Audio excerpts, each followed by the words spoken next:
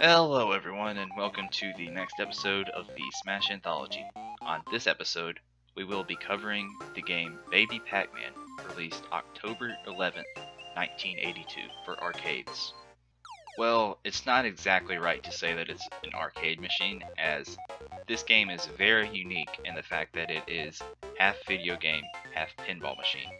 So the machines that you would see within arcades, they had the usual arcade style machine with a Pac-Man game on the screen, and then underneath that there would be a legitimate pinball machine that you could control, and it was a hybrid of video game and pinball. And because of this, I can't exactly find a way to play said game, because the only way that I would really be able to play it is if I were to get an actual version of this arcade machine, which would cost a whole bunch of money, which I don't have, and I would actually have to be able to find it because they're also extremely rare.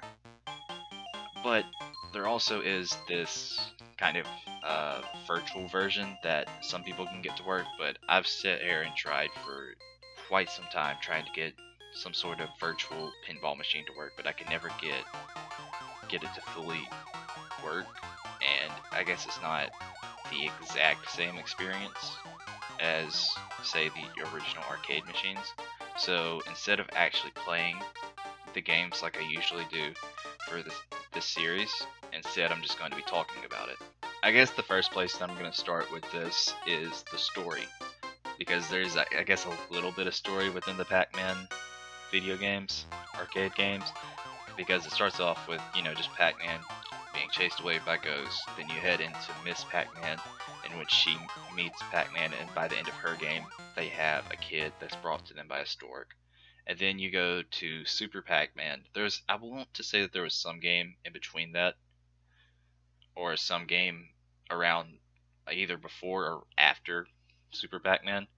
But I want to say that that game was also just essentially a deluxe version of the original Pac-Man. But anyway, you have Super Pac-Man, in which it kind of gets away from the whole baby storyline, I suppose, because, I mean, he's just kind of on his own, and Miss Pac-Man or the baby is nowhere to be seen within that game, so it's just kind of like a little side thing, or maybe it happened between the original and Miss Pac-Man, I don't know. It's not exactly clear, and I don't think they were really caring to make it so elaborate at the time. But in this game, we kind of get back to the whole Miss Pac-Man and Baby situation, as both are present within this game, and I want to say that the person that you control in this is actually Pac-Man, because I know that there is another game that comes out after this in which you do get to control the baby, and the baby has a bit more of a design rather than simply just being the yellow circle like Pac-Man is.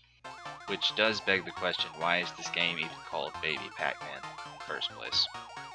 But anyway, onto the mechanics of this game. You start off the game playing as Pac-Man like a usual game, and there are 4 ghosts. They are different than the original ghosts that appear within the Pac-Man games, as they are different colors, and I don't believe that they were ever actually named.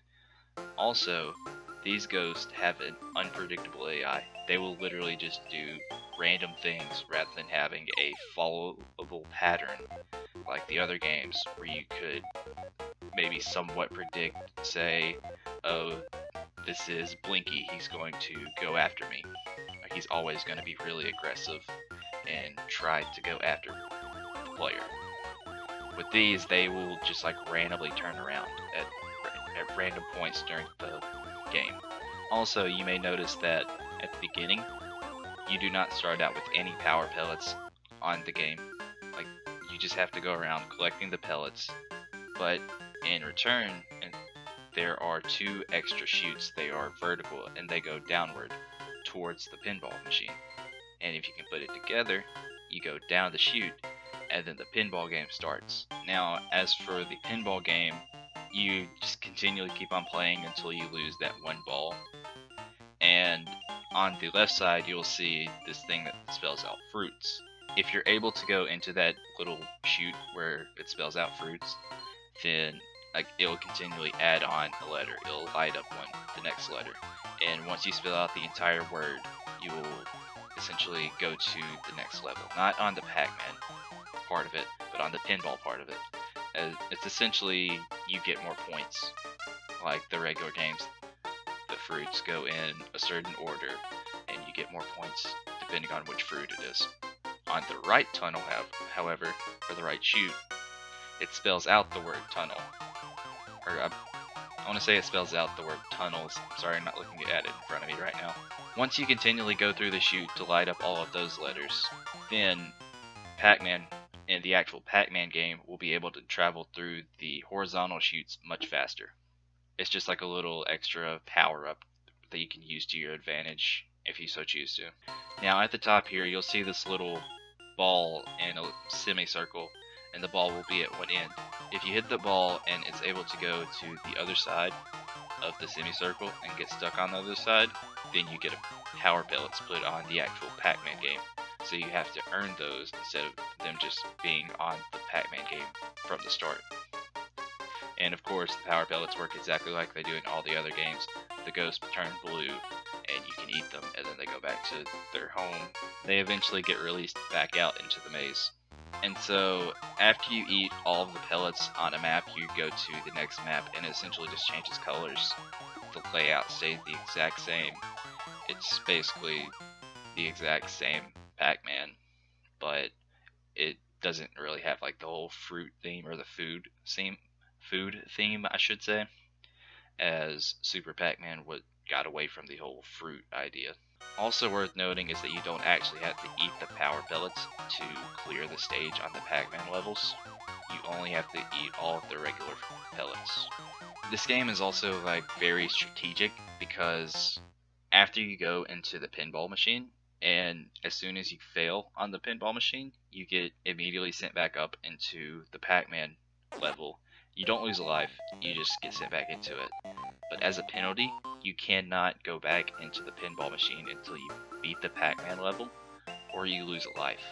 This game is just a very interesting hybrid of Pac-Man and pinball, and I just absolutely love it. And if I was ever able to actually own one of these machines, I don't know what I would do with myself. It seems so amazing to me how they were able to fuse these two genres essentially together and make it work so well and seem so fun to play. Like, I can't say for myself, I've only watched other people play it. It just seems so interesting how the developers were able to make this game and just make it be or seem so fun.